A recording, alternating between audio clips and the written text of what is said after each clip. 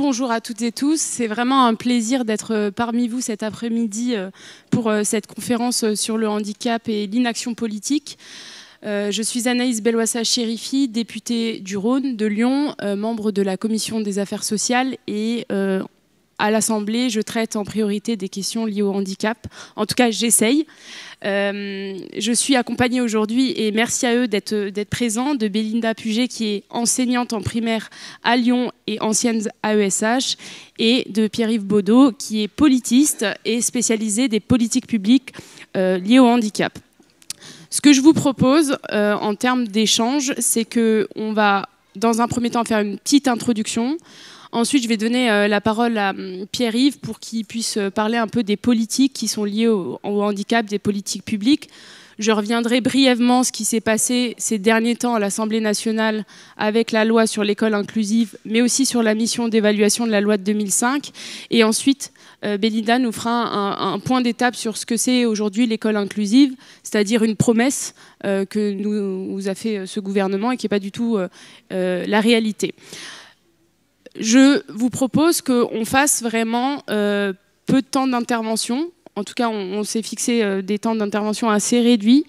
Vous êtes nombreux et nombreuses et j'en suis très heureuse puisque ça fait bien longtemps qu'à la France Insoumise, on n'a pas eu une conférence sur le handicap. Et je vois que voilà, vous êtes très intéressés sur la question.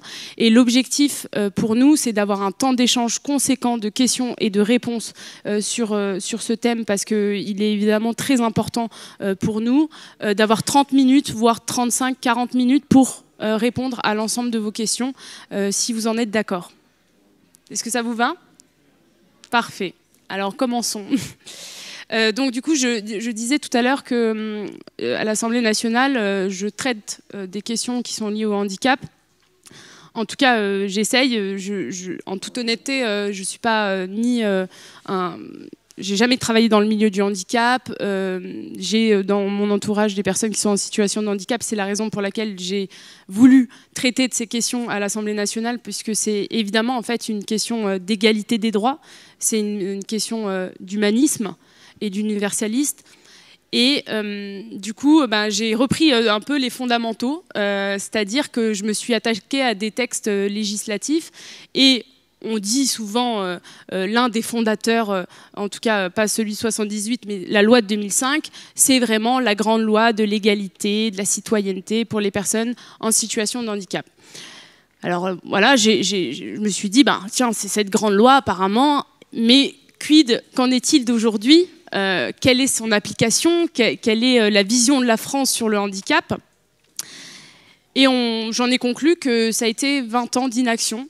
20 ans de non-mise en place des politiques publiques qui étaient dédiées à l'handicap et que notre cadre législatif est dépassé et insuffisant.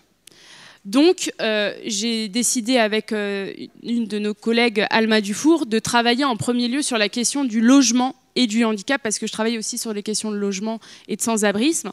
Et du coup, une des choses qui était beaucoup revenue sur les auditions de collectifs, de personnes concernées qu'on a pu faire avec mon équipe, c'est que le logement, qui est le point de tout, le point de tous les droits, n'était pas respecté pour les personnes qui sont en situation de handicap.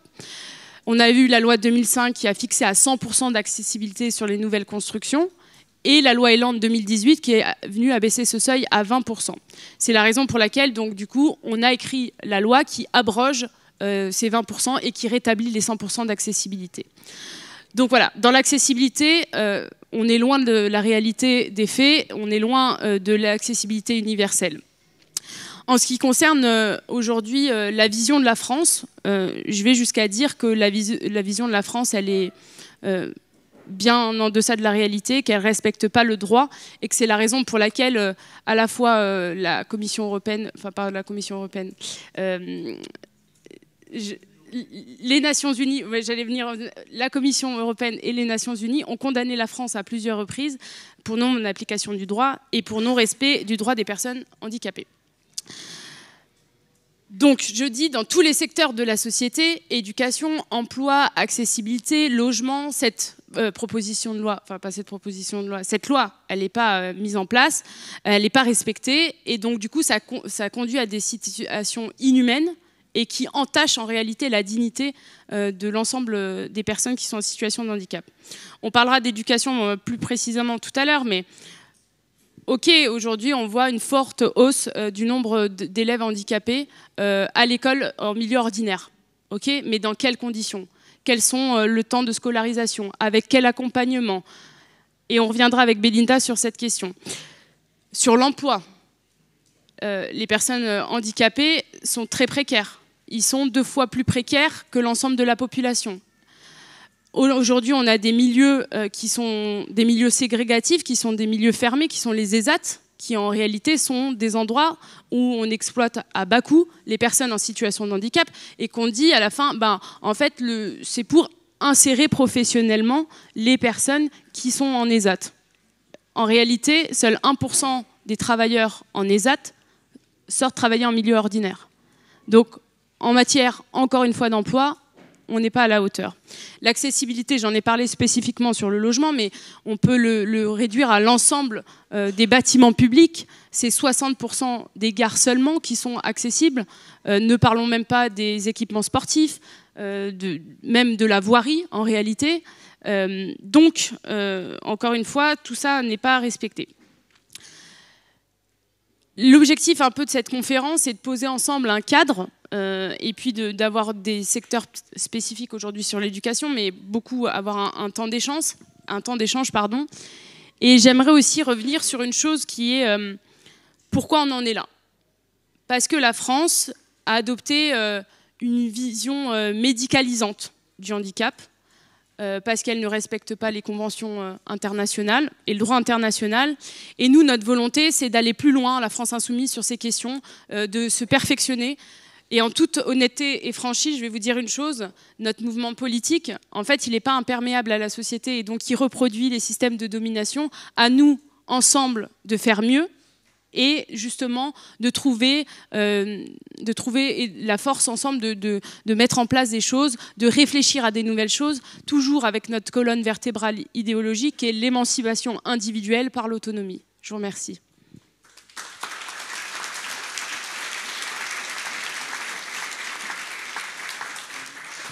Je vais donc du coup passer la parole à Pierre-Yves Baudot pour son intervention sur, justement, on va revenir un peu sur les politiques publiques qui sont mises en place dans le cadre du handicap et un peu l'historicité. Mais en tout cas, je vais te laisser faire à ta sauce. Merci à toi.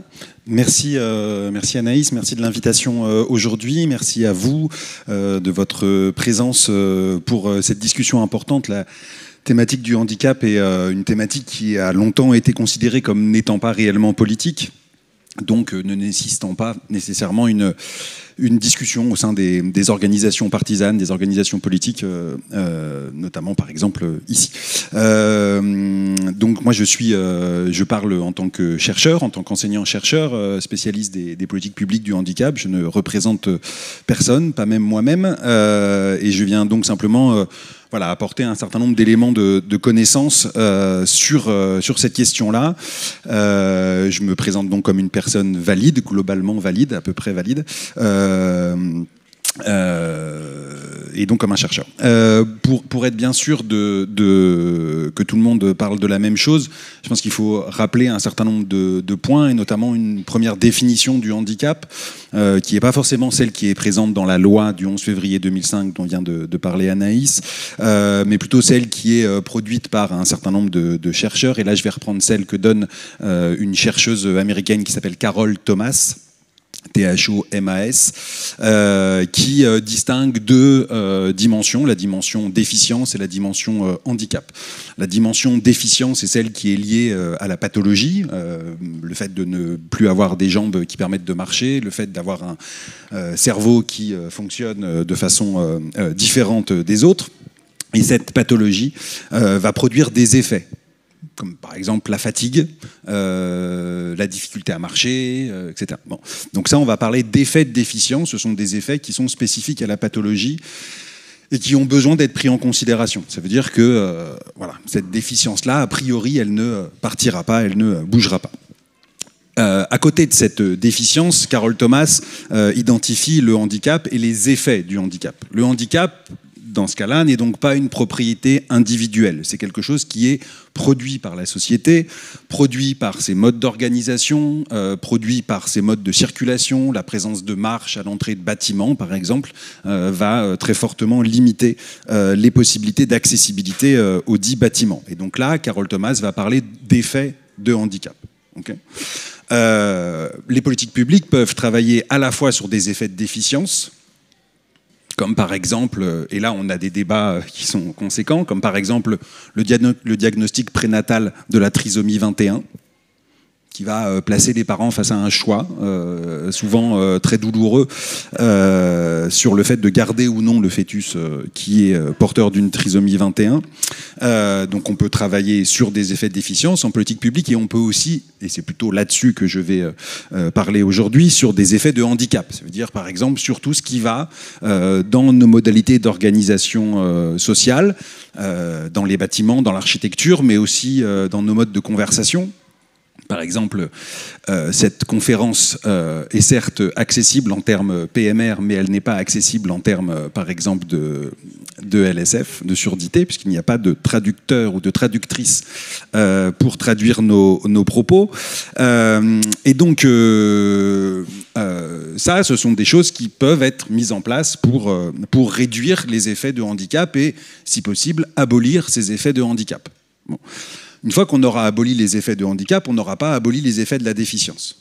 Okay, mais on aura au moins aboli une partie du problème. Je précise que je parle essentiellement aujourd'hui des effets de handicap et pas des effets de déficience. Voilà. Une fois que cette définition est posée, je voudrais revenir ensuite sur c'est un vieux tic de chercheur, revenir sur la question qui est posée, inaction politique, inaction publique en matière de handicap.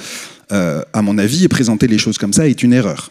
Il ne se passe pas rien en matière de politique du handicap. Il se passe peut-être des choses dont on n'a pas envie qu'elles se passent, mais il ne se passe pas rien. C'est-à-dire que pendant que nous sommes en train de parler et pendant que nous sommes en train de ne pas agir, d'autres agissent. Et il se passe bien quelque chose. Il se passe quelque chose, il se passe, Anaïs l'a dit, un processus long, répété, permanent de ségrégation des personnes handicapées, ségrégation qui a lieu dans des établissements spécialisés, les instituts médico-éducatifs qui ne sont pas des lieux de scolarisation, mais qui sont des lieux d'accueil d'enfants handicapés, qui ne sont donc pas scolarisés, et ce nombre d'enfants handicapés accueillis en institut médico-éducatif IME, ce nombre n'a pas bougé depuis 2003. Les établissements sont pleins. On est aujourd'hui donc, comme en 2003, à 79 000, 80 000 enfants accueillis et pas scolarisés, accueillis en institut médico-éducatif. Ségrégation dans les établissements et services d'accompagnement par le travail, 150 000 personnes accueillies pour travailler dans ces établissements qui travaillent pour un montant qui est aux environs de 55% du SMIC. Le reste étant financé par une partie de leur allocation adulte handicapé AAH. Ça veut dire que ces personnes utilisent comme revenu du travail une prestation qui leur est accordée. L'allocation adulte handicapé est accordée en raison d'une restriction substantielle et durable d'accès à l'emploi. Donc c'est parce que ces personnes ne peuvent pas travailler qu'on leur donne une allocation qui va leur permettre de servir de salaire quand elles travaillent. Là, moi, je reste... Depuis que j'ai découvert ça, ça fait déjà longtemps, mais je reste quand même pantois et j'ai jamais trouvé quelqu'un capable de m'expliquer pourquoi. On payait des gens avec des allocations, on salariait, enfin on payait le produit d'un travail avec une allocation de prestation sociale. Donc il se passe ça, il se passe institutionnalisation et ségrégation. Il se passe des dynamiques de paupérisation. Le taux de pauvreté monétaire, c'est-à-dire quand il est mesuré uniquement par rapport au niveau de ressources monétaires dont disposent les personnes, le taux de pauvreté monétaire est de 28% chez les personnes handicapées, il est de 12% en population, de 17% en population générale. Ce taux de pauvreté monétaire ne tient pas compte des surcoûts liés au handicap. Plusieurs études américaines, françaises et italiennes ont montré qu'il fallait rajouter, alors le pourcentage varie d'un État à l'autre, mais en gros c'est entre 28 et 33%, donc on va dire un tiers de ressources supplémentaires pour financer les surcoûts liés au handicap. Les fauteuils roulants ne sont pas financés intégralement et il y a souvent un reste à charge très important pour tout ce qui est compensation des coûts du handicap. Donc si on voulait réellement mesurer un taux de pauvreté monétaire, il faudrait abaisser d'un tiers, enfin augmenter d'un tiers le seuil à partir duquel on va mesurer cette pauvreté monétaire, et on aboutirait à des chiffres qui seraient bien plus catastrophiques que ce chiffre déjà inquiétant de 28%. Et puis, il se passe, troisième chose, des éléments de discrimination et de minorisation de ces populations en termes de chances inégales d'accès aux biens sociaux. Qu'est-ce qu'un bien social? L'emploi, la vie affective et sociale, le logement, l'accès à la cité, aux biens culturels, etc. Et dans tous les domaines que l'on a pu mesurer statistiquement, je pourrais vous faire les notes de bas de page un peu plus tard si vous le souhaitez, mais dans tous ces domaines, on mesure effectivement des chances inégales d'accès à l'ensemble des biens sociaux considérés à partir du moment où la personne est handicapée, et ce, quelle que soit la nature de la déficience ou le type de handicap. C'est-à-dire que le simple fait d'avoir quelque chose qui dysfonctionne dans votre organisme limite vos chances d'accéder à un logement, à un emploi, à un salaire, à une vie affective et sexuelle. Donc ces dynamiques-là, institutionnalisation, ségrégation, paupérisation et minorisation, sont des choses qui se déroulent en ce moment. Ça, c'est ce qui se passe. Pourquoi les choses se passent de cette façon-là? Elles se passent de cette façon-là parce que, en face de groupes qui ne sont pas mobilisés sur cette question-là, il y a des groupes qui sont bien, effectivement, mobilisés sur ces questions-là. Parmi ces groupes-là, j'en citerai quelques-uns. Par exemple, sur l'abrogation, sur ce qui s'est passé en 2018, donc l'adoption de la loi Elan, l'article 64 de la loi Elan, qui transforme une obligation d'accessibilité généralisée en un quota de 20% de logements. Alors, ça veut dire quoi, 20% de logements accessibles? Ça veut dire, par exemple, sur le département de Paris, par an, construire 6 logements accessibles par an. C'est ça que ça veut dire. Évidemment, le gouvernement Macron n'est pas arrivé à ce résultat comme ça. Il ne s'est pas levé un matin en disant « tiens, on va faire un quota ». Il y a eu des acteurs extrêmement puissants, le lobby du bâtiment pour l'essentiel, la Fédération française du bâtiment, la Fédération des promoteurs immobiliers, la Fédération française des ascensoristes, etc., qui se sont mobilisés, tellement mobilisés d'ailleurs que pour une partie, c'est eux qui ont écrit cet article. En face de nous, on a aussi... en face de nous, je dis nous... en face de cette revendication de droit, on a aussi un certain nombre de mobilisations. Je pense notamment à des mobilisations conservatrices catholiques, comme celle des Cafés Joyeux, même si ça m'a valu un entretien un peu tendu avec le patron des Cafés Joyeux, mais les Cafés Joyeux, ou en matière de logement, une association qui s'appelle Fratrie, qui sont des mobilisations conservatrices catholiques, alors qui viennent de différentes dimensions du catholicisme traditionnel français, mais qui sont en train de créer des solutions de sécurité sociale, mais de sécurité sociale entre eux, pas de sécurité sociale publique, mais de sécurité sociale privée, qui vise donc à assurer le destin, la transmission du patrimoine de ces grandes familles, évidemment au détriment du commun, c'est-à-dire au détriment de ce qui fait une société, c'est-à-dire le fait que des formes de solidarité sociale collective. Donc il y a bien une action politique, en fait. Elle ne va pas dans le sens, peut-être, que nous souhaiterions voir mener, mais en tout cas, il y a bien une action politique.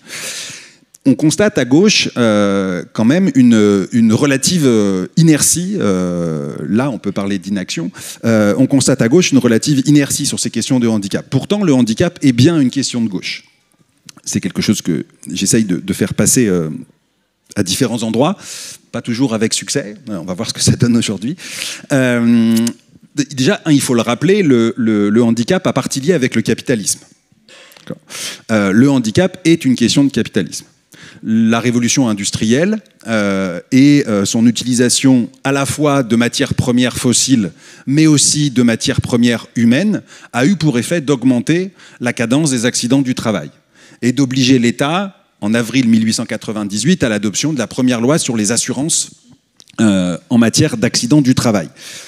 Une grande partie tout un courant de recherche sur le handicap date l'émergence de la question du handicap de la révolution industrielle au XIXe siècle.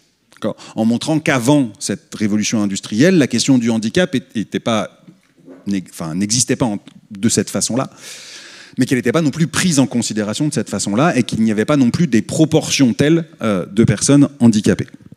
Martha Russell, qui est une autre sociologue du handicap anglaise, parle à propos des personnes handicapées d'armée de réserve du capital. C'est-à-dire que, par exemple, c'est ce qui s'est passé dans la loi plein emploi qui a été adoptée en 2021, 22, 23, comme ça. Dans la loi donc plein emploi, les personnes handicapées sont automatiquement inscrites à France Travail. Le but du jeu est de faire augmenter, enfin en tout cas c'est comme ça qu'on peut l'interpréter, hein, de faire augmenter le nombre de travailleurs disponibles pour contraindre les travailleurs valides à accepter des propositions d'emploi à un niveau de salaire plus bas. Plus il y a de travailleurs sur le marché, plus la pression s'effectue sur les salariés, et plus ceux-ci sont enjoints ou incités à accepter des niveaux de salaire plus bas. C'était une façon d'arriver à faire tenir ensemble un objectif de plein emploi, c'est-à-dire quand il y a du plein emploi, c'est le travailleur qui choisit son salaire. Parce que c'est lui qui peut faire pression en disant « moi je ne vais pas travailler là parce que je ne suis pas payé assez cher ». C'est ce qu'on a appelé la grande démission. Alors qu'en fait, il s'agit juste de négocier son salaire, quoi. Aux États-Unis, certains travailleurs de chaînes de fast-food ont obtenu 25% d'augmentation de salaire de ce fait-là. Bon. Donc pour éviter que les travailleurs se mettent à demander des salaires qui nuisent à la rentabilité des activités économiques, pour éviter cela, on va mettre sur le marché du travail des travailleurs, des personnes qui n'y étaient pas et qui n'étaient pas considérées comme travailleurs. Parmi ces personnes qui ne sont pas considérées comme travailleurs et qu'on pourrait faire entrer sur le marché du travail, il y a évidemment tous les bénéficiaires du RSA et il y a toutes les personnes handicapées. Et c'est cet objectif-là que vise la loi plein emploi, c'est-à-dire obtenir une société française à 5% de taux de chômage, tout en maintenant des niveaux de salaire très bas. C'est ça que Martha Russell appelle, dans un texte qui date de 2002 quand même, appelle « armée de réserve du capital », reprenant la vieille formule de quelqu'un que vous devez connaître, j'imagine, Karl Marx. On voit aussi que les personnes handicapées, quand on leur pose la question, quand on fait des entretiens qualitatifs, les personnes handicapées ont un rapport contrarié au travail. Ça veut dire qu'elles se positionnent toujours, elles s'identifient toujours, elles se qualifient toujours comme des travailleurs et des travailleuses. Travailleurs et travailleuses empêchés, travailleurs et travailleuses qui sont privés d'accès à l'emploi, parce que l'emploi n'est pas accessible, mais elles se pensent toujours comme des travailleuses. Donc, c'est bien une question de gauche, parce que c'est lié au capitalisme. 2, c'est une question de domination. C'est une question de domination de la même façon que d'autres rapports de domination. La race, la classe, le genre. Et si on était à gauche réellement inclusif, on devrait dire race, classe, genre, handicap. Juste un exemple. Un quart des Noirs américains tués par la police sont des personnes en situation de handicap, sont des personnes handicapées, sourdes ou présentant des troubles de santé mentale. Dans un executive order qu'il a pris début juillet, Donald Trump a ordonné l'institutionnalisation de tous les sans-abri et de toutes les personnes présentant des troubles de santé mentale. Okay. C'est la même question, c'est les mêmes mécanismes. Il y a une analogie très forte, il y a des intersections très fortes entre ces différentes questions, et pour l'instant, aujourd'hui en France, elles ne sont quasiment pas posées, à part dans quelques lieux de recherche. Et puis, dernier élément qui en fait une question de gauche, c'est une question de droit fondamental. Il y a une convention, la Convention internationale des droits des personnes handicapées, qui a été signée à l'ONU en 2006 et ratifiée par la France en 2010, qui a établi un certain nombre de droits fondamentaux. C'est un texte de compromis, c'est un texte qui mériterait certainement qu'on aille plus loin, mais en tout cas, il y a dans cette affaire de handicap une question de droit, d'affirmation de la dignité, de la citoyenneté et de l'accessibilité des sociétés humaines à tout individu. Alors, lutter contre l'inaction politique à gauche, ça pourrait passer par quoi? 3 idées. La première, elle est essentielle, elle est compliquée. Ce serait d'arriver à articuler les forces organisées à gauche à un mouvement social, qui est le mouvement social antivalidiste, qui s'est développé en France depuis 15 ans au moins, en tout cas qui s'est fortement structuré depuis 15 ans. Et pour l'instant, les interactions sont extrêmement complexes entre ce mouvement antivalidiste et les forces organisées et les organisations politiques de gauche. Cette articulation au mouvement des personnes handicapées consisterait à laisser parler les personnes concernées et à leur donner une pleine voix au chapitre. Et puis, et c'est peut-être là où ça devient vraiment très compliqué, c'est que pour qu'une organisation politique à gauche puisse prendre en charge la question du handicap, il faudrait que le reste du programme de la dite organisation soit compatible, convergent, aligné sur ces objectifs d'accessibilité. Et on a vu notamment au moment des débats sur la loi fin de vie à quel point ces deux objectifs pouvaient être radicalement opposés, notamment ici. Donc première question, s'articuler à un mouvement social. Deuxième modalité pour lutter contre l'inaction politique, rendre les mobilisations accessibles. Rendre les mobilisations accessibles. La Gay Pride laisse aujourd'hui un espace sonore calme pour les personnes autistes. Un certain nombre de mouvements féministes aujourd'hui ont appris à laisser la place et laisser la parole à des femmes handicapées. Il est absolument essentiel que les mobilisations des forces de gauche sur la question du handicap soient rendues accessibles. Troisième modalité, il faut représenter le handicap. Représenter le handicap, ça peut passer par exemple, notamment à l'occasion des prochaines élections municipales de 2026, par la promotion dans les listes municipales d'un certain nombre de personnes, de candidats et de candidates handicapés, et qui se présentent comme tels, et qui se revendiquent comme tels, et qui ne seraient pas laissés aux dernières places de la liste pour simplement remplir un quota ou donner un token, un jeton de présence, mais au contraire leur laisser toute la place.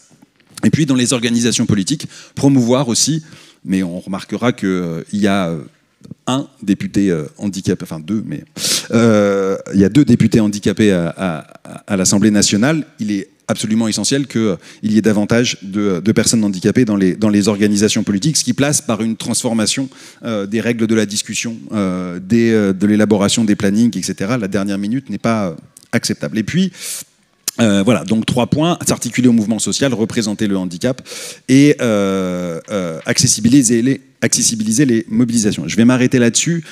Il y a plusieurs, en donnant peut-être quelques points sur lesquels on pourrait faire porter le combat politique. Anaïs en parlera, j'imagine, dans quelques instants. Donc, supprimer l'article 64 de la loi Elan, ce qui obligerait donc à construire accessible pour tous. C'est quelque chose qui a l'air de rien, mais c'est quelque chose qui est en fait extrêmement complexe à faire passer. Deuxième chose, c'est mettre dans la loi la fermeture des établissements spécialisés pour personnes handicapées, IME et ESAT, et notamment dans le cas des ESAT, ces ESAT pourraient être remplacés par des SCOP, c'est-à-dire rendre les personnes handicapées non pas esclaves de leur outil de production, mais propriétaires de leur outil de production, ce qui serait une transformation majeure. Et puis une troisième dimension qui est trop peu, qui a été bloquée dans les débats à l'Assemblée nationale sur le statut de l'élu local, mais obliger l'État à une prise en charge des frais de campagne et des frais de représentation des personnes handicapées. Voilà, je vous remercie et je laisse la parole à Anaïs.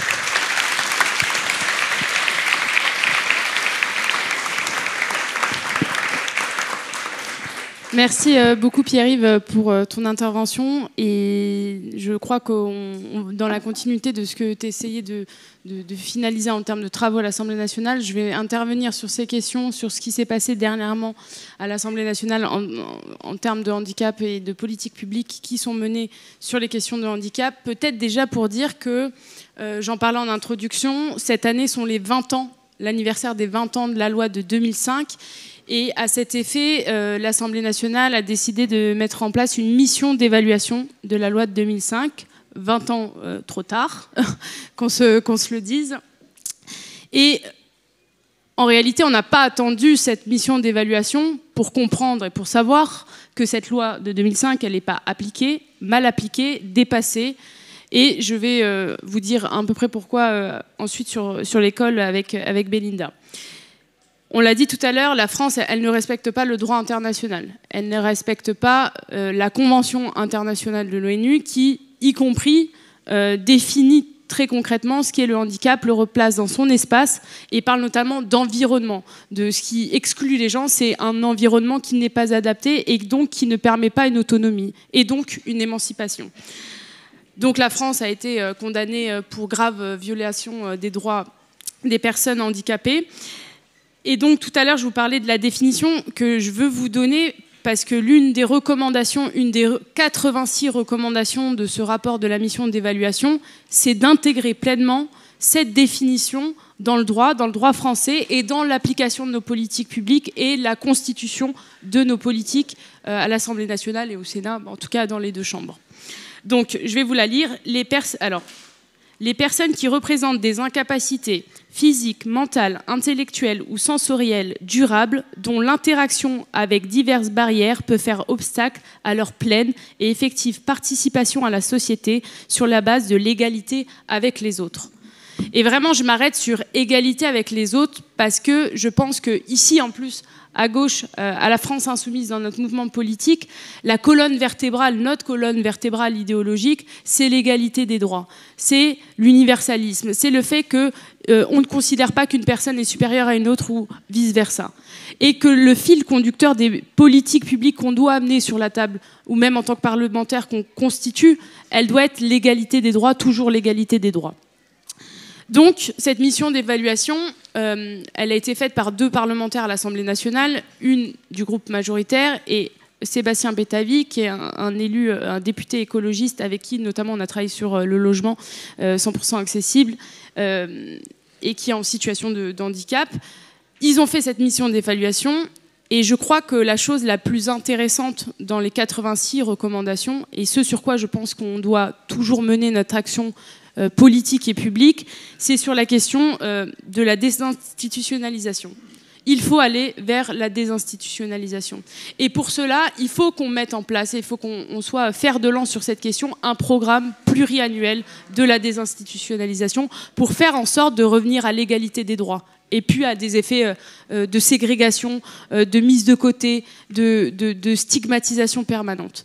Et ça, je pense que si à gauche, si à la France insoumise, on a ce fil conducteur, on pourra après faire en sorte que les politiques qu'on va proposer, que ce soit à l'Assemblée nationale ou dans notre programme L'Avenir en commun, ce soit reposé sur notre doctrine, notre ADN politique, qui est l'universalisme.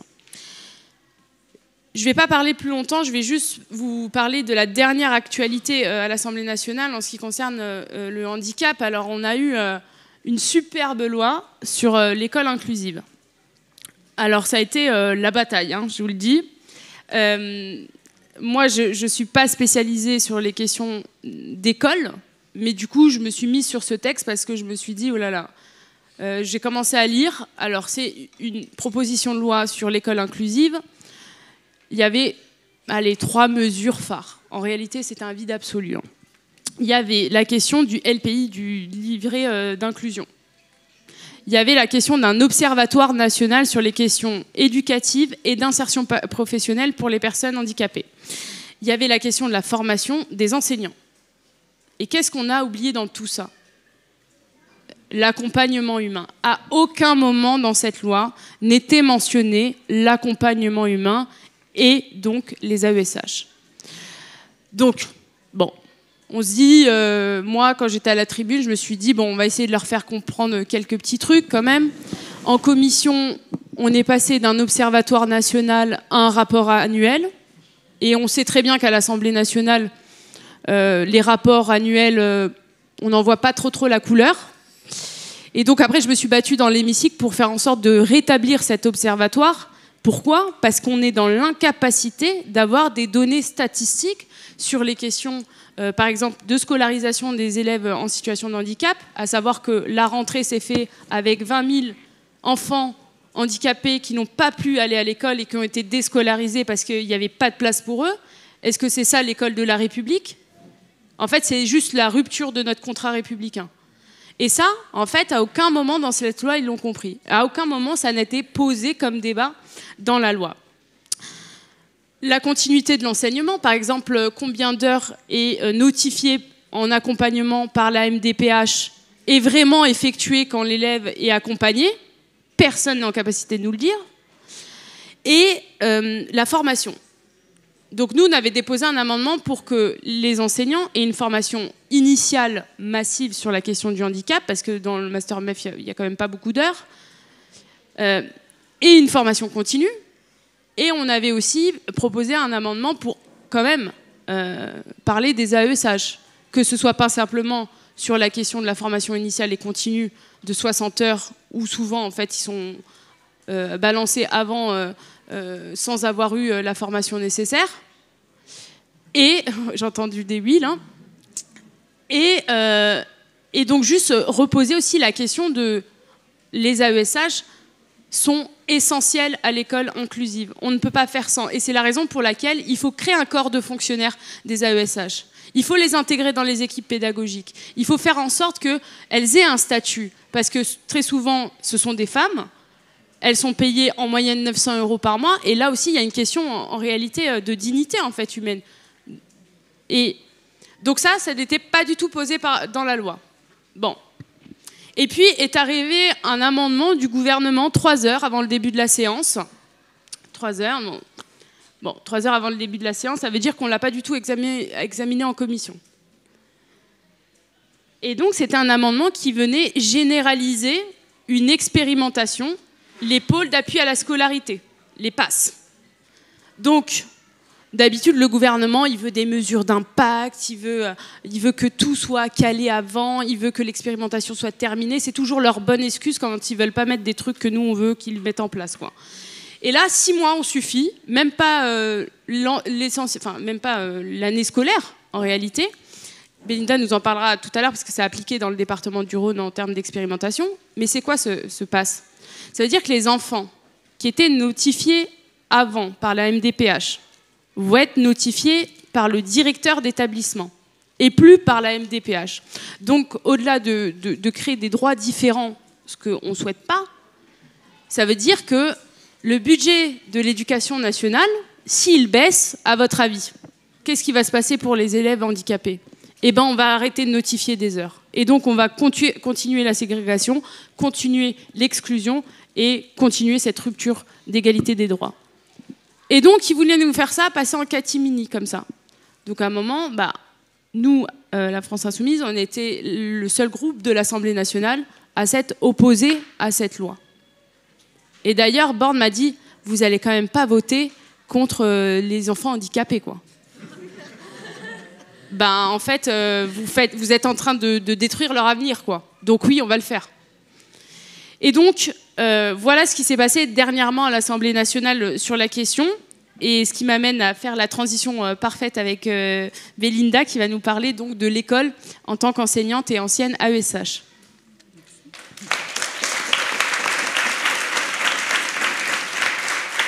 Merci.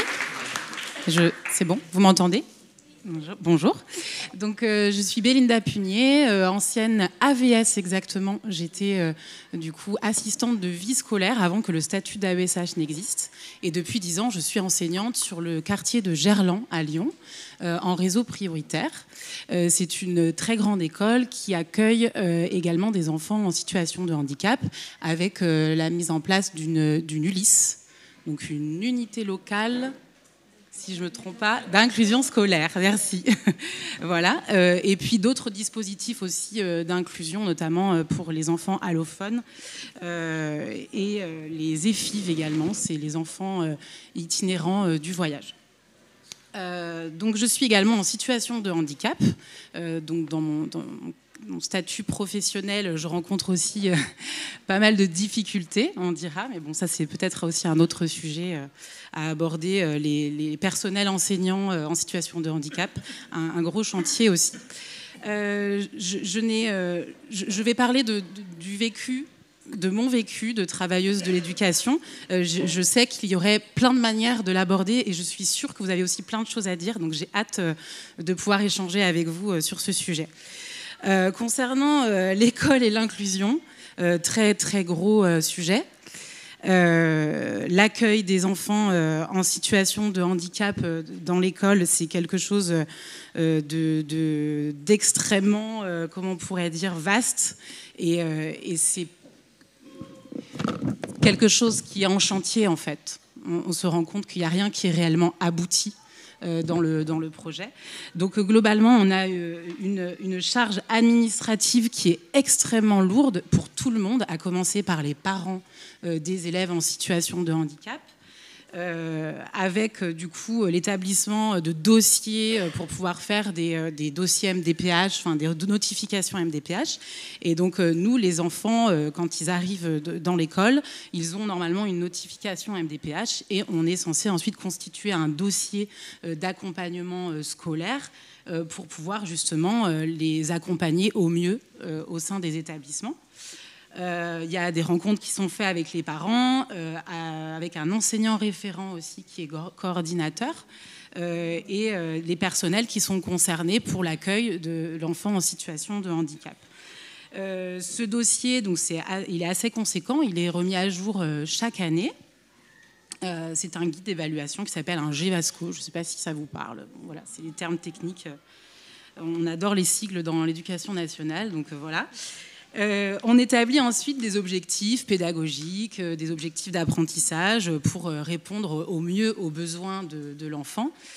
Et on établit du coup ensuite des préconisations, on pourrait dire, pour que l'enfant soit accompagné soit d'une aide humaine, soit non, enfin ça dépend du profil, et puis qu'il y ait éventuellement du matériel qui soit mis à disposition aussi pour que cet enfant soit au mieux, enfin qu'on réponde au mieux à ses besoins. C'est un dossier également qui permet ensuite de gérer l'orientation, donc censé être un vrai suivi d'année en année. Voilà, pour le côté un peu administratif. Donc quand on regarde ça comme ça, on a l'impression qu'il y a une vraie volonté d'adaptation finalement et une vraie volonté de suivi enfin, personnalisé de l'enfant. On pourrait se dire que du coup, les besoins de l'enfant sont pris en compte. Voilà, et qu'en fonction des besoins, on va du coup éventuellement générer des moyens. C'est ce que normalement, me semble-t-il, préconise la loi 2005. Voilà. Et en réalité, c'est pas réellement comme ça que ça se passe. C'est-à-dire qu'on est confronté. J'ai un collègue à ESH qui me disait maintenant que l'enfant est déposé à l'école et qu'on a géré toute la paperasse, toute l'administration, bah, finalement, débrouillez-vous avec ça, quoi. Et c'est un peu le ressenti qu'on a à l'école. Enfin, en tout cas, c'est mon ressenti et celui des collègues avec qui je discute. C'est que tout le monde suffoque de cette situation parce qu'on se rend compte qu'on met tout le monde en souffrance et à commencer par l'enfant, pardon, parce que on gère des situations dans l'urgence, parce que même si sur le papier c'est marqué que cet enfant a besoin de telle ou telle prise en charge, bah en réalité c'est pas réellement ce qui se passe et que du coup on est démuni et on est confronté à des situations où parfois voilà, on n'a pas de moyens, donc on est tout seul à devoir gérer la situation, donc soit en tant qu'enseignant, soit parfois l'AESH qui essaye de gérer comme il peut aussi avec ses formations qui sont extrêmement maigres. Mais voilà, c'est très compliqué. Donc un manque de moyens, on va dire de manière générale, un manque de moyens concernant l'espace, parce qu'on accueille des enfants qui auraient besoin éventuellement de salles sensorielles ou bien de sas de décompression. Donc les locaux ne sont pas du tout adaptés. Pas du tout adapté. Un manque de moyens matériels, évidemment, parce qu'il y a très peu de matériel spécifique adapté à la manipulation ou bien voilà, toutes sortes de choses qui permettent d'amener les enfants juste à atteindre les objectifs d'apprentissage. Voilà. Et puis, évidemment, un manque de moyens humains, parce qu'on a très peu de personnel spécialisé, très peu de personnel formé. Il y a un manque considérable d'AESH. Donc voilà. Et un manque considérable aussi de structures comme les ULIS, qui ne sont pas suffisamment nombreuses du tout. Je voudrais faire un point avec vous sur justement les conditions de travail des AESH. Donc AESH, c'est accompagnant d'élèves en situation de handicap. C'est un statut qui est extrêmement précaire, comme tu le disais, Anaïs, tout à l'heure.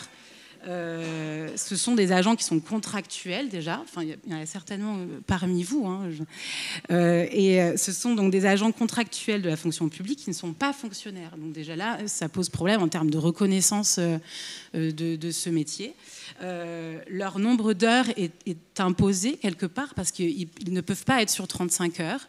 Donc c'est soit des contrats de 20 heures, de 26 heures ou de 31 heures dans le secondaire. Moi, comme je suis dans le primaire, je ne connais pas trop le secondaire, avec des salaires, comme tu le disais, qui sont autour de 960 € net, parce que forcément c'est le SMIC horaire et qu'ils n'atteignent pas le taux plein. Donc voilà. Une formation initiale, comme tu le disais, de 60 heures, qui en général n'arrive pas du tout la première année. Il n'y a pas de formation continue. Parfois même très difficile d'avoir un interlocuteur direct avec qui communiquer.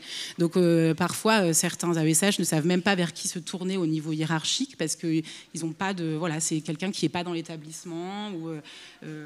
C'est très compliqué de communiquer. Et parfois ce sont des personnels qui n'ont pas d'espace pour eux dans les salles de classe ou même au sein des équipes éducatives.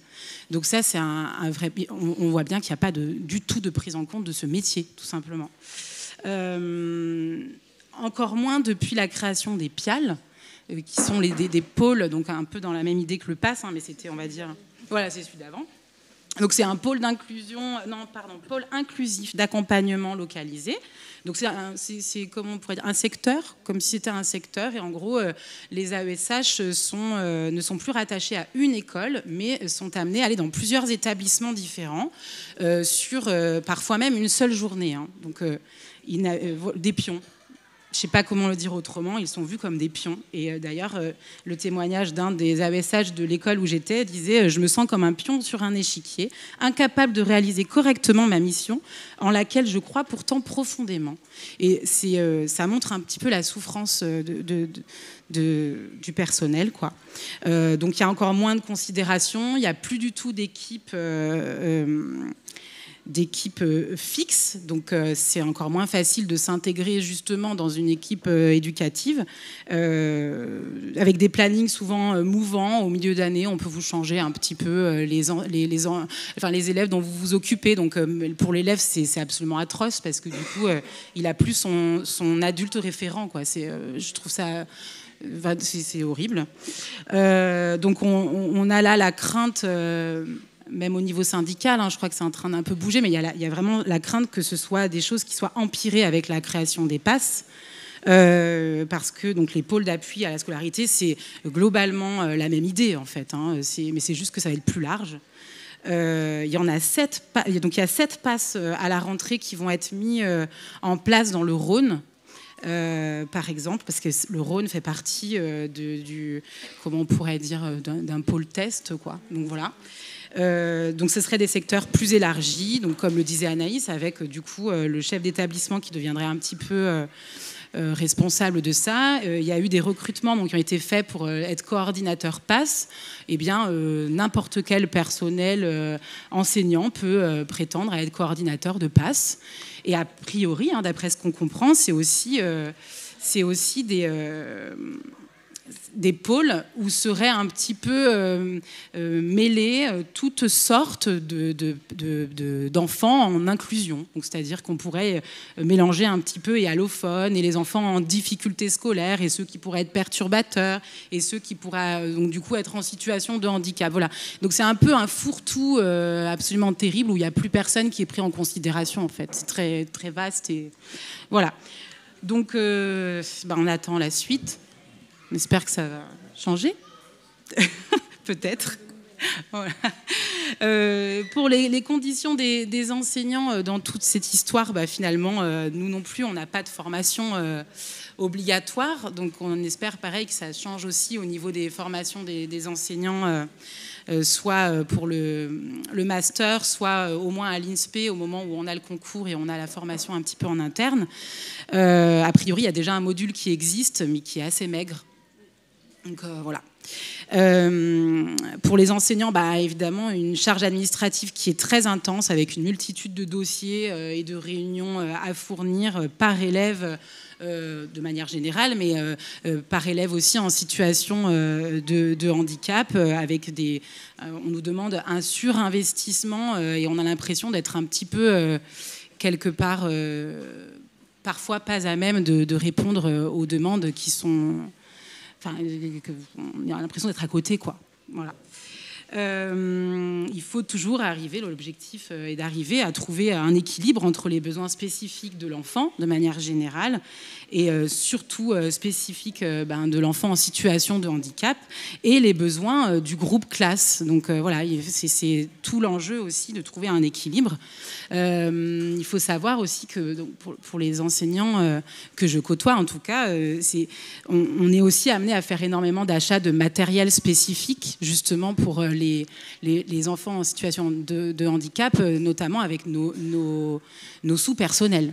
C'est-à-dire qu'il y a tellement pas de budget qui est prévu et qui est alloué à ça qu'on en vient à utiliser notre budget personnel.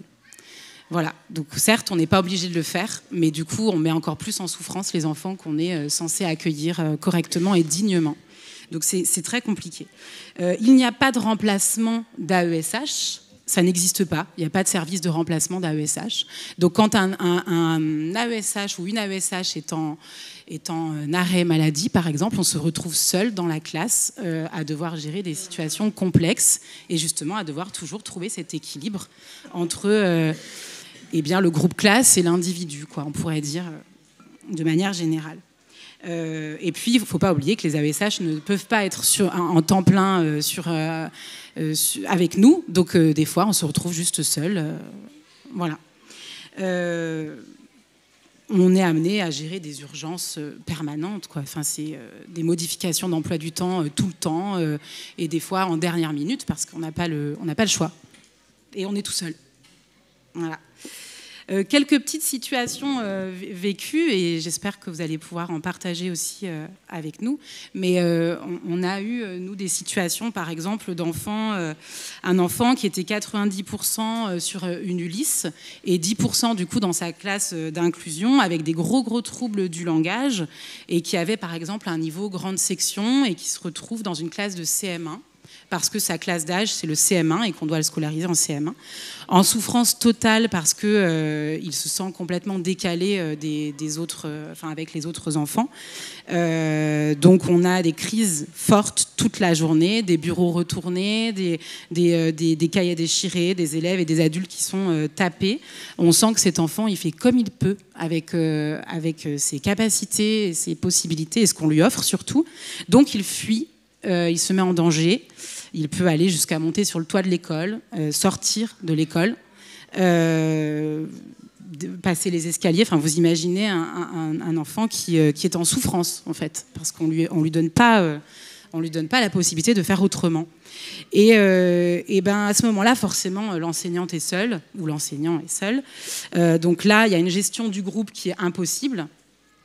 Il y a une gestion de l'élève en crise qui est impossible.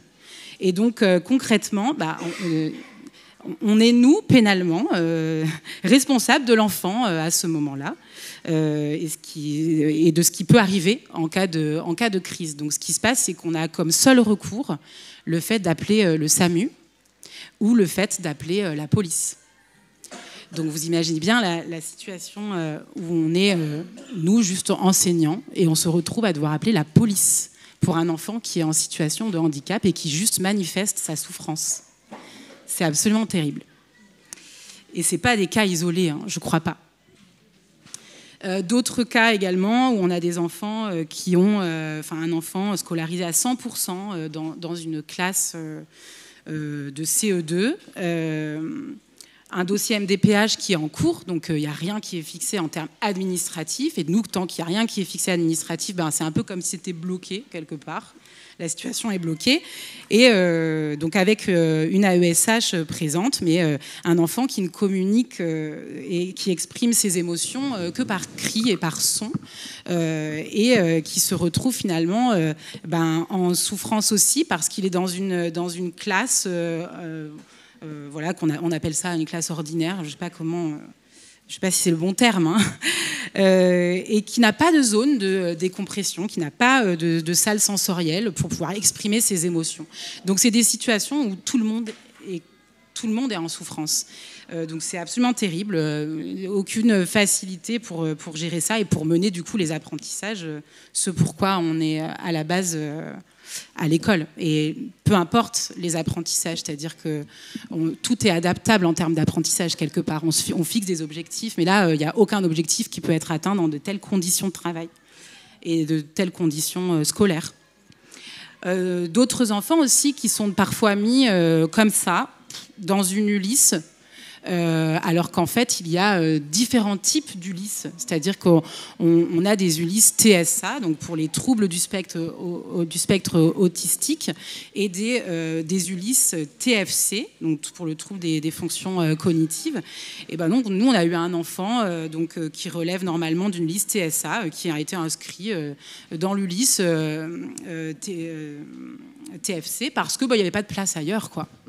Donc on vous met là en attendant, quoi. Donc enfin, je sais pas comment on peut appeler ça, mais c'est pas, je sais pas, c'est aucune prise en compte. C'est de la maltraitance, ouais, c'est vraiment de la maltraitance. Une prise en charge qui est donc du coup extrêmement lacunaire et qui ne prend absolument pas en compte les besoins de l'enfant. Donc pour conclure, c'est un constat très amer, très, très frustrant pour tout le monde et très maltraitant. Je crois qu'il n'y a pas d'autre mot. L'inclusion scolaire, oui, alors l'école inclusive, telle qu'elle est présentée actuellement, ne répond absolument pas aux besoins des enfants en situation de handicap. C'est une très belle idée. On a tous envie, évidemment, que ce soit mené à bien. Mais là, clairement, c'est un projet qui est inachevé, inabouti, et tout est brouillon, tout est en suspens. Il n'y a rien qui est réellement fait pour que les enfants soient dans le bien-être et puissent apprendre correctement. La direction que prend l'école inclusive, avec notamment les PASS, c'est clairement, j'ai l'impression, l'inverse de ce qui avait été proposé au départ, c'est-à-dire qu'on va faire en fonction des moyens qu'on a. Donc on a une petite enveloppe, tac, et puis finalement, peu importe ce que les enfants ont besoin, c'est pas grave, on va faire en fonction de ce qu'on a, quoi. Ouais, centré sur limite une coupe budgétaire, j'ai l'impression, plus que centré sur le bien-être de l'enfant. Donc désolée, c'est pas très glorieux comme résumé. Je ne sais pas s'il y a des bonnes nouvelles à apporter, mais voilà, en tout cas, c'est selon moi, l'école inclusive actuelle est maltraitante. Voilà. Merci de...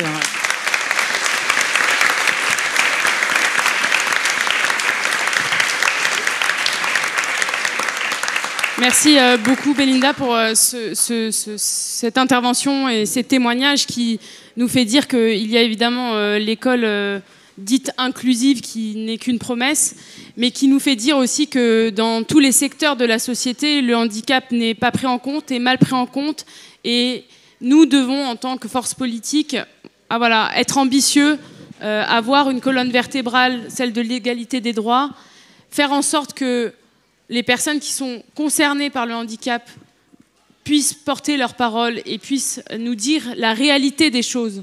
Nous, moi je le dis tout le temps, et pour n'importe quelle thématique ou secteur dans lequel j'interviens, j'essaye de toujours être ancrée dans le réel, dans la réalité, pour être au plus proche dans mes interventions, des choses que je vais défendre, des choses que je vais dire.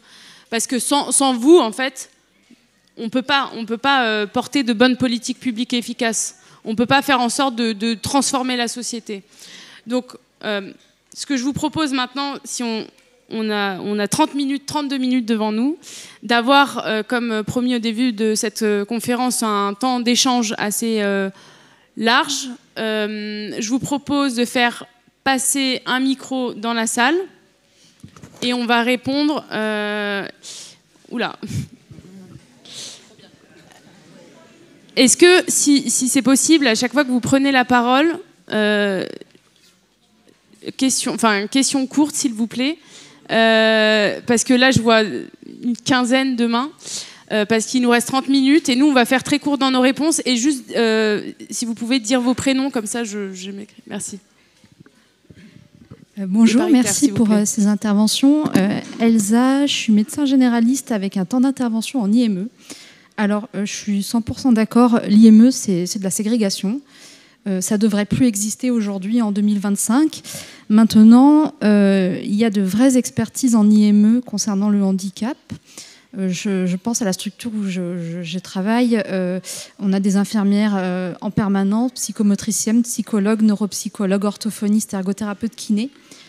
Et ce sont des enfants qui ont aussi besoin de tous ces soins médicaux. Et voilà, je pense que comment on fait du coup pour inclure aussi cette expertise sur l'école, sachant que, in fine, ce serait vraiment parfait. Il me semble que tous les enfants en situation de handicap qui sont dans les IME soient inclus en milieu scolaire, mais qui puissent bénéficier de leurs soins.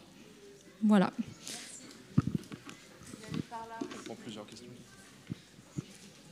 Merci. Bonjour, je me présente, je suis instit donc dans le premier degré et syndicaliste. Et donc instit remplaçant, c'est-à-dire que je tourne depuis des années dans les écoles. Et au sein de notre syndicat, on a fait une enquête sur l'inclusion scolaire que nous, on appelle systématique et forcée, parce que malheureusement, c'est une inclusion sans moyens et sans personnel. Et le constat est unanime. C'est-à-dire tous les collègues sont en souffrance par rapport à ces politiques d'inclusion sans moyens, sans personnel. Bon. La loi de Montchamp de 2005, c'est une catastrophe, parce qu'évidemment, elle n'est pas du tout... elle n'a pas été budgétisée. Hein, c'est-à-dire qu'un gamin en classe normale, c'est 8 000 € par an. Dans une structure spécialisée, c'est 24 000 €. Donc le gouvernement Macron et ses gouvernements précédents ont tout fait pour faire des économies là-dessus. Donc ma question pour la France Insoumise, c'est est-ce que à l'Assemblée, il y a un projet pour abroger cette loi Montchamp et pour faire une vraie loi pour l'école inclusive avec la restauration des structures médicales et médico-sociales, de tous les enseignants spécialisés, c'est-à-dire des RASED, le rétablissement des RASED, ce que nous on avait à l'époque, des maîtres âgés, etc. Voilà.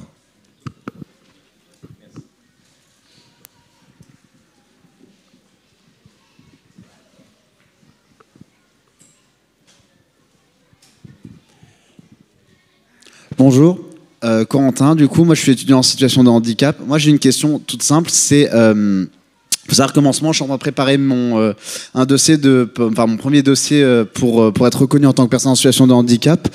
Est-ce qu'il serait peut-être pas temps de réformer le système, parce que c'est une catastrophe, on est obligé de prendre plein de documents, c'est une horreur administrative.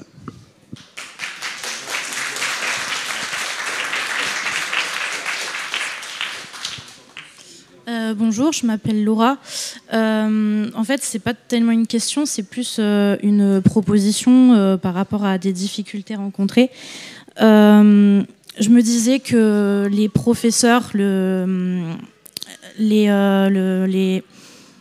personnel enseignant devrait être un peu formé sur la détection de certains signes, de certains handicaps, parce que ça peut beaucoup freiner la scolarité, et les parents, ils n'ont pas forcément les clés pour repérer ce genre de choses, et les enseignants, ils voient souvent plus les enfants, enfin les élèves. Et moi, pour mon exemple, j'ai un TDAH, et mon conjoint est enseignant, et en découvrant ce qu'est le TDAH, il a pu repérer des signes chez un élève et adapter son enseignement pour ses difficultés.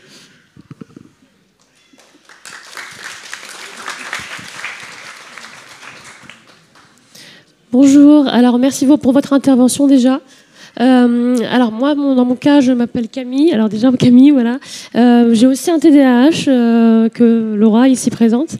Et moi, ma question, ça serait par rapport, parce que vu qu'on sait que le TDAH, l'autisme, ce sont des handicaps aussi invisibles pour certains aspects. Et moi, ma question, ça serait qu'est-ce que la France Insoumise ferait pour tout ce qui est handicap invisible, pour reconnaître en tout cas tous les handicaps invisibles, pour la reconnaissance RQTH et potentiellement l'AH pour les difficultés.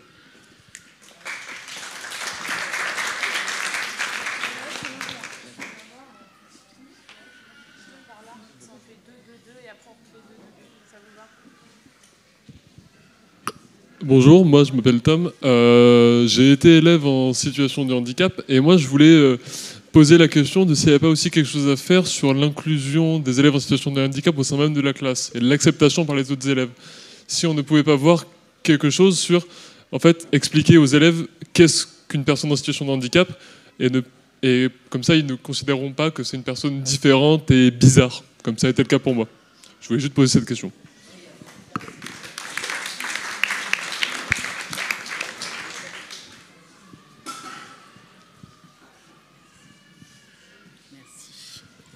Bonjour, moi c'est Charlotte. J'ai un double handicap et être ici c'est très très compliqué. C'est pour ça que je suis assez d'accord quand monsieur disait que il y a une relative inertie à gauche et je suis vraiment d'accord avec ça et je le constate ici, même ici aux amphis. Il y a beaucoup de manquements pour les handicaps autres que PMR. Voilà, c'était plutôt un constat. Après, pour les enfants, je trouve ça aussi, alors je suis complètement OK, mais je suis très étonnée que dans cette amphi, il n'y a absolument pas d'entretien sur le handicap adulte. J'ai quand même souvent l'impression qu'on est invisibilisé. Merci.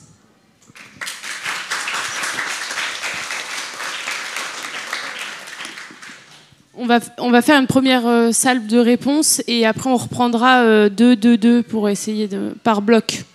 Tu veux répondre en premier? Donc sur la question de l'IME, alors c'est sûr que le système existe depuis au moins 1975, en fait, en réalité bien avant, dès les années 50. Donc depuis les années 50, l'expertise s'est développée au sein de ces instituts. Donc un corps de professionnels, des savoir-faire, des recrutements, des carrières entières réalisées dans ces instituts, et que forcément désinstitutionnaliser, ça veut dire fermer ces établissements, mais ça ne veut pas dire se passer des personnels. Il n'y aura pas de désinstitutionnalisation, et même aux confins de la droite macroniste, personne ne parle de supprimer le travail médico-social et de priver les enfants de cet accompagnement de soins et de cet accompagnement éducatif. Donc après ça, c'est quelles sont les conditions auxquelles on va greffer l'école et le médico-social, à quelles conditions on va leur apprendre à travailler ensemble. C'est ça l'enjeu. Mais en tout cas, il n'est absolument pas question de lâcher des enfants handicapés dans des écoles ordinaires sans accompagnement.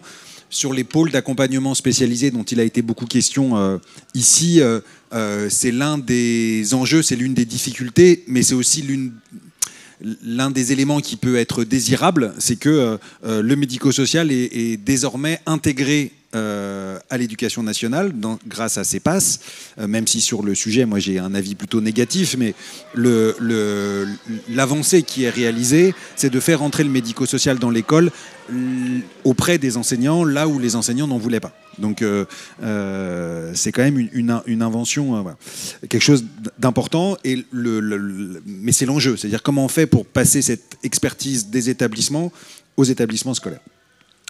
Inclusion systématique et forcée, je reconnais le vocabulaire de FO, je pense. Alors, 1, c'est un droit. 2, il est dans la Convention internationale. 3, il ne faut pas restaurer les IME, il faut les fermer. Et donc, alors, l'un des problèmes à gauche, c'est qu'évidemment, il y a beaucoup d'enseignants qui sont à gauche et qui sont dans des situations de souffrance importantes, y compris des amis personnels, voilà, donc, qui sont du fait de la présence d'un enfant handicapé. Mais l'enfant handicapé n'est pas l'adversaire. L'adversaire, à la rigueur, c'est le ministère de l'Éducation nationale, l'adversaire, c'est le gouvernement, mais l'adversaire, c'est pas l'enfant. Et donc...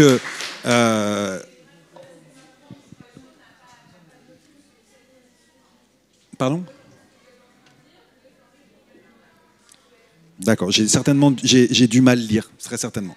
Je suis désolé. Voilà.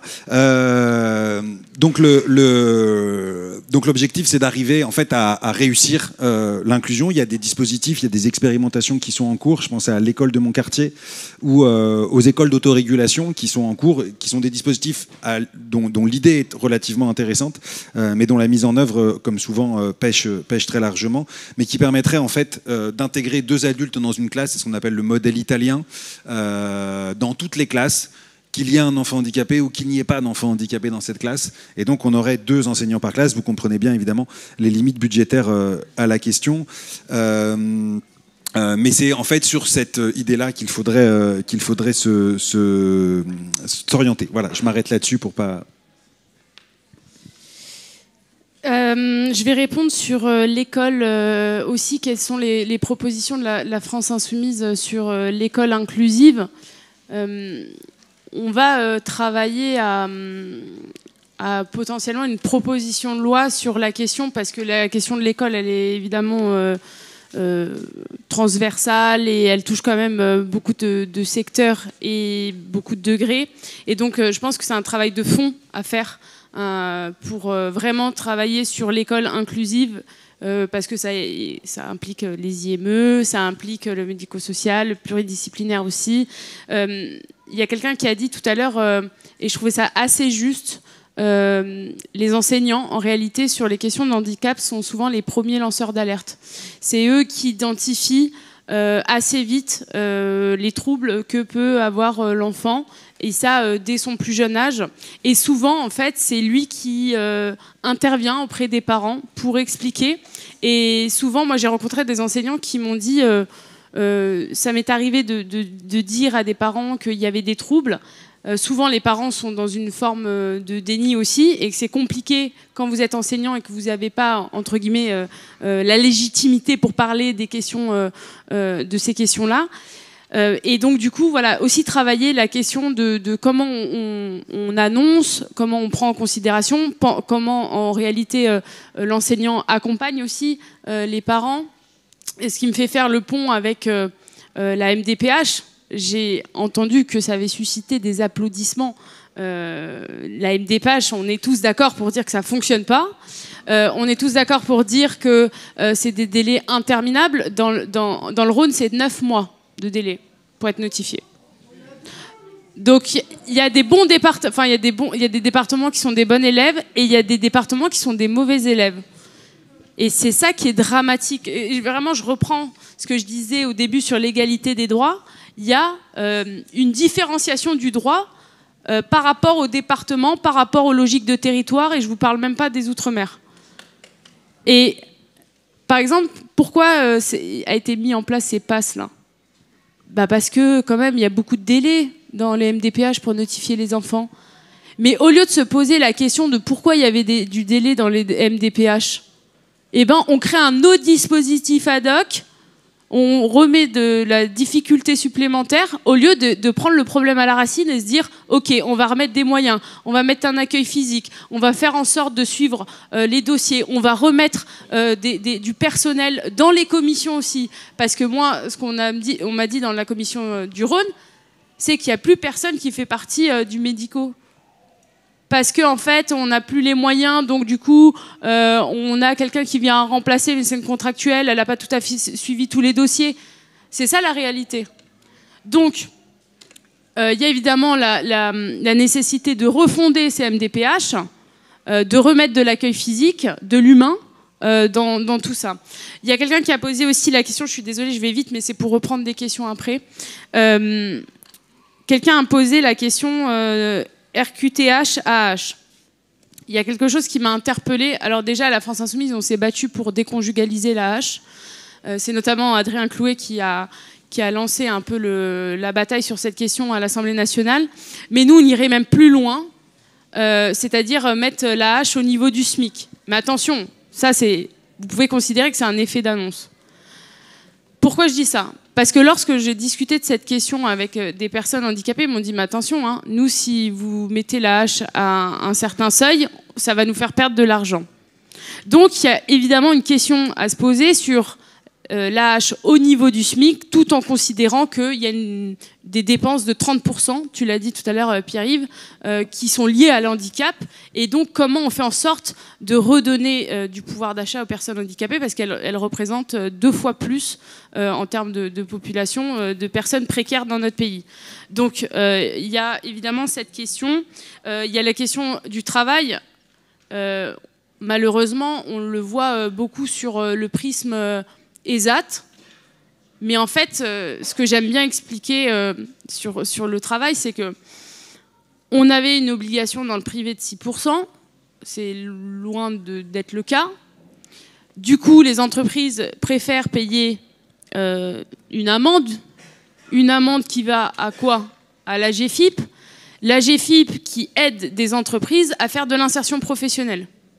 En fait, c'est un serpent qui se mord la queue sur des dispositifs qui ne doivent pas être des dispositifs satellites de l'État, mais une politique étatique.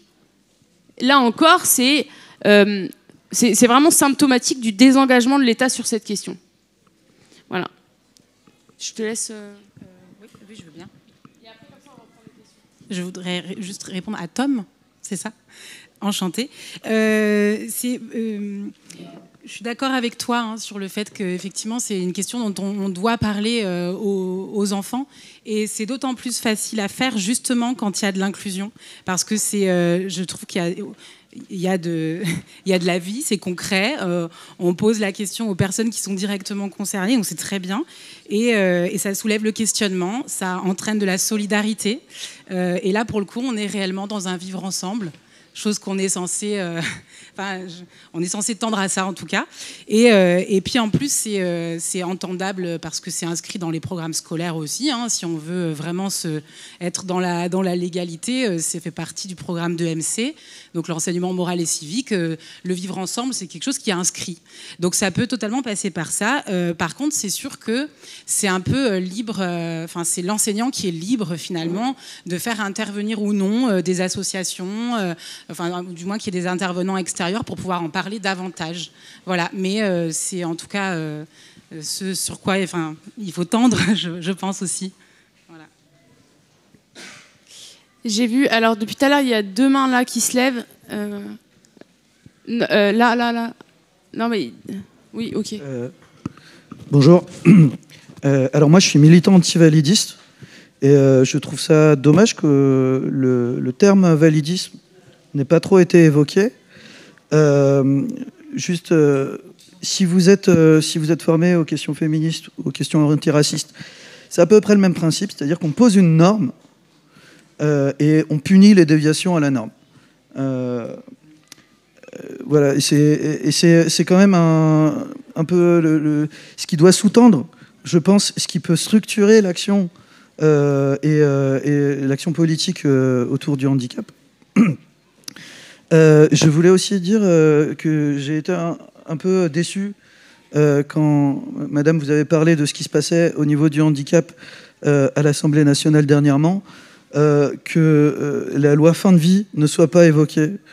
Il y a beaucoup de militants, quasiment tous les militants antivalidistes alertent et hurlent dans le vide depuis des mois sur le fait que c'est une loi eugéniste qui n'a d'autre but que de faire des économies sur la sécurité sociale et sur les prestations sociales, que les critères sont bien plus larges que simplement des gens en fin de vie ou en souffrance physique extrême, qu'il y a des termes qui ne sont pas très bien définis et si vous voulez vous en convaincre, je vous suggère d'aller sur Twitter ou Blue Sky, de chercher le hashtag « Je suis éligible ». C'est des témoignages de personnes qui se reconnaissent comme éligibles à l'euthanasie ou au suicide assisté, et qui pourtant ne demandent qu'une chose, c'est qu'on leur donne les moyens de vivre. Je termine sur l'affaire Karine Brailly, qui était une militante et artiste peintre handicapée avec la maladie de Charcot, qui a essayé pendant des années d'obtenir des aides à domicile. On lui a refusé, et elle a préféré, elle n'avait d'autre choix en fait que soit la vie à l'hôpital, soit la sédation profonde jusqu'à la mort. Et c'est ce genre de situations qui vont se reproduire encore et encore. C'est-à-dire que là, on l'a bien vu, Bayrou veut serrer la vis sur les ALD. Donc ça va aller de pire en pire pour les handicapés dans ce pays si on ne fait rien. Et donc il y aura de plus en plus de gens avec qui on va refuser des aides dont ils ont absolument besoin et qui n'auront comme alternative que de choisir la mort. Voilà.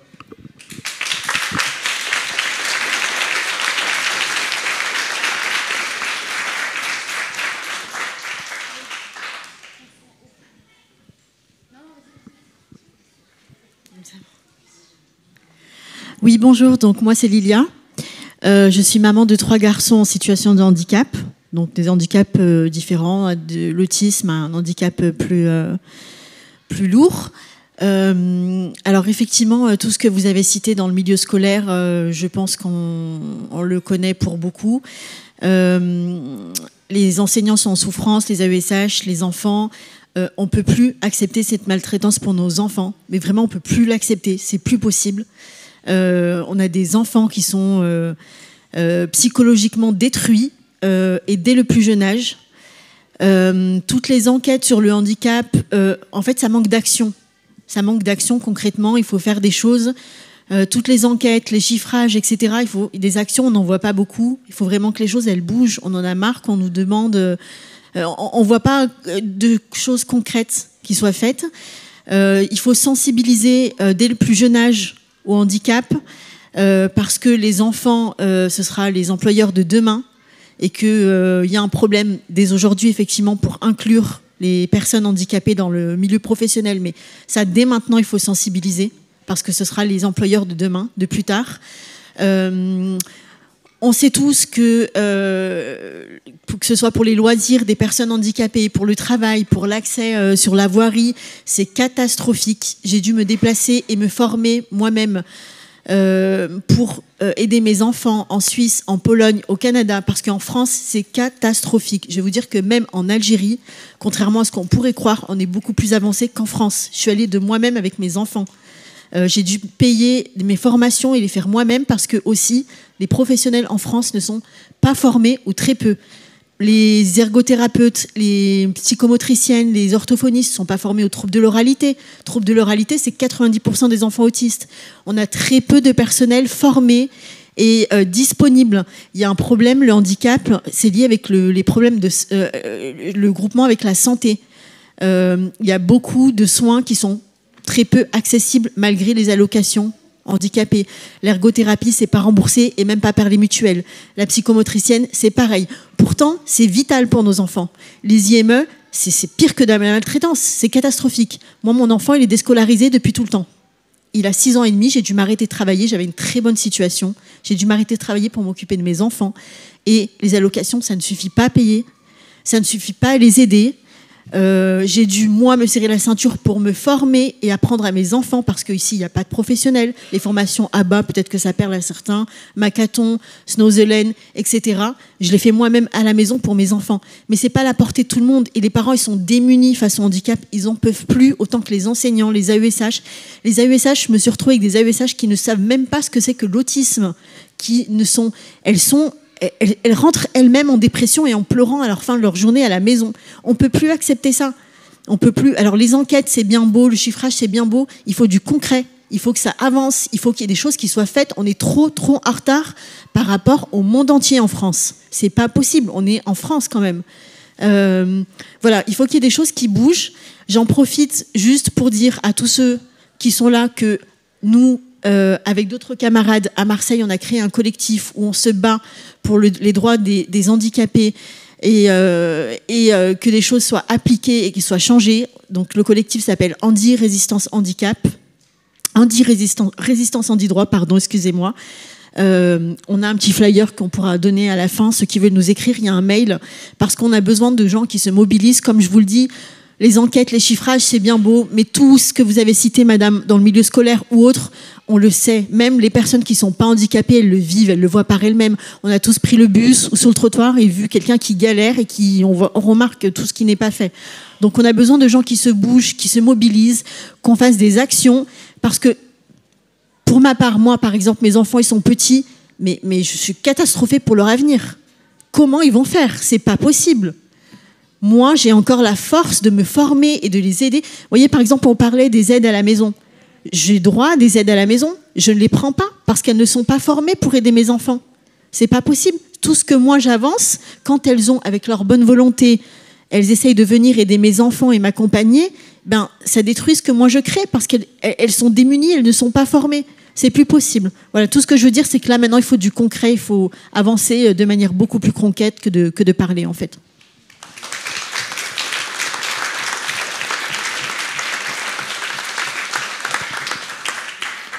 Bonjour, je suis Joël. Je vais aborder rapidement un sujet lié aux adultes en situation de handicap, en me gardant bien de tout validisme.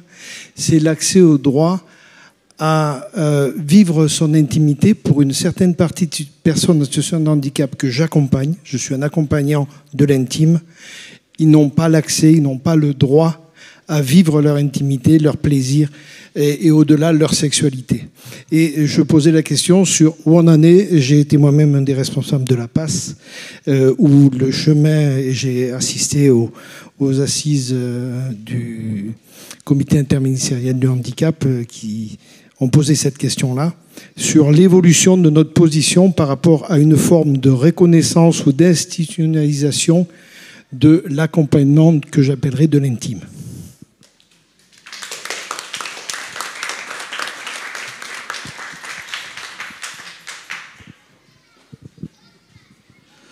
Bonjour, Erwan, dyslexique.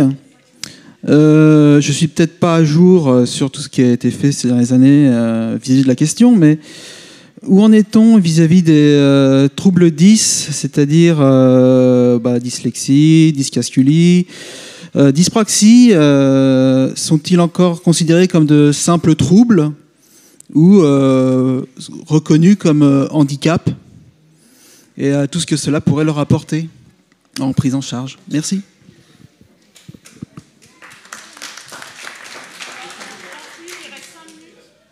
On va en prendre une dernière, il reste 5 minutes. Et je suis désolée, après je dois enchaîner avec une conférence à l'autre bout du site. Donc je vais essayer de pas arriver en retard. Et plutôt de se compter, Constant, parce qu'on a déjà fait plusieurs fois. Désolée. Non, mais ne retire pas le micro quand même, laisse poser la question. Et après, on compense de l'autre côté, parce qu'on les a oubliés, les pauvres. C'est fini? Oui? C'est bon? Oui, simplement, je pense qu'il ne faut pas jeter le bébé avec l'eau. J'ai entendu des formules qui m'ont glacé. Les établissements spécialisés, c'est la ségrégation. Moi, je viens du secteur médico-social. Mes collègues sont atterrés d'entendre ces choses-là. C'est la politique de Macron. C'est la conférence du handicap de 2023. Il faut fermer des établissements spécialisés. D'ailleurs, il y a des circulaires. Il y a une circulaire de l'ONU là-dessus. Il faut faire très attention à ce qu'on dit et ce qu'on fait à LFI. On est pour la rupture avec cette politique de destruction. Et on ne peut pas isoler, séparer le fait qu'ils détruisent l'école publique républicaine et qu'ils détruisent la sécurité sociale. Les établissements spécialisés, c'est le produit direct de la Sécu de 45. Avant 45, il n'y avait pas d'établissements spécialisés prenant en charge. La question qui nous est posée, c'est quelle prise en charge spécialisée correspondant aux besoins de l'enfant en situation de handicap? Quelle prise en charge spécialisée en fonction de la situation de la personne adulte en situation de handicapé? C'est ces questions auxquelles il faut qu'on réponde, nous, comme LFI, sur une ligne de rupture.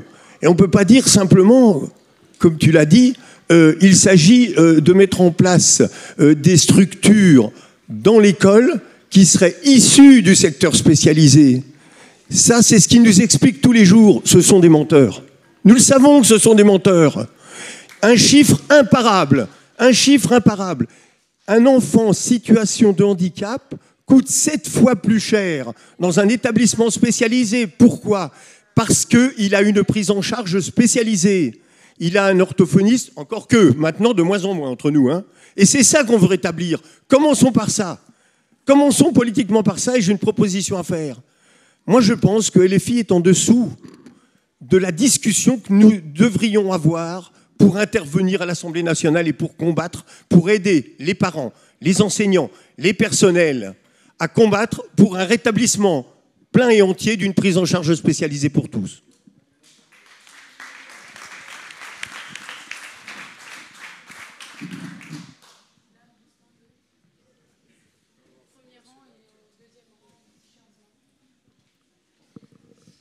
Quand je vois que les difficultés de tout le monde pour aller à l'école et vous, bon, moi c'est un peu plus. Moi j'ai eu la chance, j'ai pu faire mes études en fauteuil. Moi j'ai travaillé pendant 35 ans. Mais un truc, on n'en parle pas beaucoup. En fait, c'est le droit au loisir. Alors un truc tout con, par exemple, c'est beaucoup plus facile de trouver sur les sites si on accepte les chiens que les handicapés. Vous avez des filtres comme ça. Si je veux réserver en fait dans un hôtel, enfin où que ce soit, en 40 ans j'ai réussi à me démerder, mais c'est super compliqué. Voilà, le droit au loisir, et je parle même, et moi encore je suis assez autonome avec ma femme, le droit au loisir pour des personnes qui en plus ont besoin d'une aide sur place pour leur loisir, c'est juste l'enfer. Bon.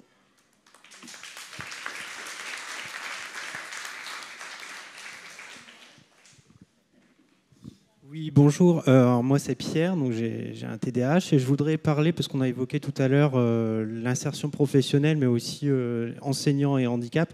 Donc à titre personnel, je suis enseignant et je voudrais faire une intervention aussi en ce qui concerne l'accès à l'emploi dans la fonction publique, notamment aussi à l'école, avec l'intermédiaire des concours que je trouve particulièrement validistes et qui ne permettent pas aux personnes en situation de handicap de préparer avec un cadre qui sont complètement inadaptés. Hein. Les concours sont complètement validistes, qui ne permettent pas d'entrer dans la fonction publique et qui les sort en fait des postes titulaires, qui les plonge dans des postes contractuels très précaires, qui les stressent encore plus. Et donc voilà, qu'est-ce que fait LFI par rapport à ça ? Moi, pour l'instant, j'ai lu le livret éducation et handicap et je trouve que c'est particulièrement inquiétant parce que LFI me paraît vraiment aussi en dessous de ce qu'on devrait attendre en tant que personne en situation de handicap. Moi, j'ai passé un concours, je l'ai eu en catégorie A, mais j'ai demandé pour la préparation une aide, un encadrement. On m'a dit bah non, c'est comme tout le monde, c'est à distance, vous aurez un tiers-temps comme tout le monde. Sinon, on m'a dit vous faites le processus BOE, donc bénéficiaire de l'obligation d'emploi. Et là, on m'a demandé d'étaler tout mon dossier médical devant un jury, en plus de mes connaissances scientifiques. C'était absolument dégueulasse. Et là-dessus, vraiment, pourtant je militais à la France Insoumise, hein, mais je suis vraiment pas content de la France Insoumise, parce que le livret handicap est vraiment en dessous de ce qui devrait être proposé. Et les concours devraient franchement être abrogés pour les personnes en situation de handicap et leur permettre de s'insérer et d'être au moins des fonctionnaires titulaires de catégorie A et non pas, comme on me l'avait proposé, ah bah vous êtes handicapé, faites-vous catégorie B.